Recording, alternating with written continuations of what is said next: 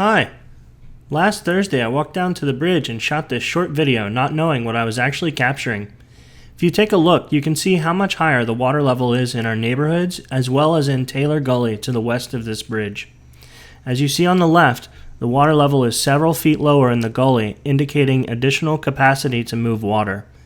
It appears to me that this bridge and a failure to get water into the Taylor Gully is the problem. I feel this bridge can be reconstructed to allow more water to flow under it, as well as increase the flow rate from the neighborhood surface downstream into the gully. Please leave a like so others can see this video. Thank you.